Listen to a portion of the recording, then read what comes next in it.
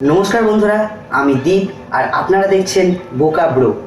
আজ প্রথমেতেই অভিনন্দন জানাবো দেব এন্টারটেনমেন্ট ভেঞ্চার্স, কারণ তাদের আজ 8 বছর পূর্ণ হলো। আমি কোনো দোষ না করেও মৃত্যু আমাকে ঘর ছাড়া করে তাড়িয়ে বেড়াচ্ছে। আর এখন কথা বলবো দেব অভিনীত ছবি ধূমকেতুর টিজার নিয়ে। তবে সিনেমাটা আসার কথা ছিল আজ থেকে প্রায় 10 বছর আগে।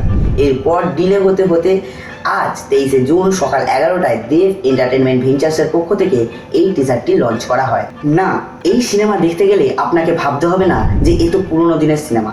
আপনি জাস্ট এই টিজারটা দেখুন, আমি সারা মৃত্যুকে আর ভয়ই পাই না।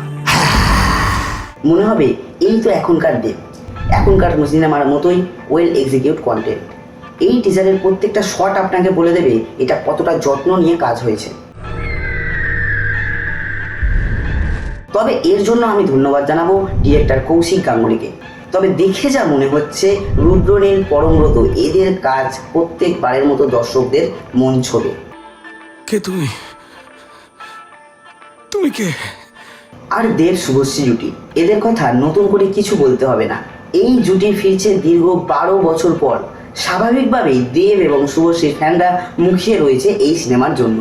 যদি বলি এই সিনেমার ডায়লগ, সেটাও বেশ ভালো লেগেছে। আশা রাখা যায় যে এই টিজারটা দেখে যে এই সিনেমার ডায়লগ বেশ ভালো হবে। এবার আসি এই টিজারের যেটা নিয়ে সব থেকে বেশি চর্চা হতে চলেছে, তা হলো এই সিনেমার মেকআপ কস্টিউম ডিজাইন। এই সিনেমায় যেভাবে মেকআপের কাজ করা হয়েছে, যেভাবে কস্টিউম ডিজাইন করা হয়েছে, তা আপনার নজর কাড়বে। দেবের লুক জাস্ট অসাম বলা যেতে পারে। এখনকার বাংলা সিনেমায় এই ধরনের মেকআপ ডিজাইন আমরা খুব একটা দেখতে পাই না।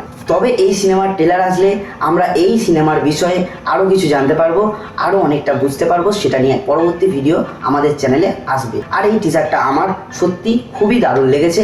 আপনাদের কীরকম লাগলো তা কমেন্ট করে জানান। আর এইরকম আরও ভিডিও দেখতে সাবস্ক্রাইব বোকা ব্রো।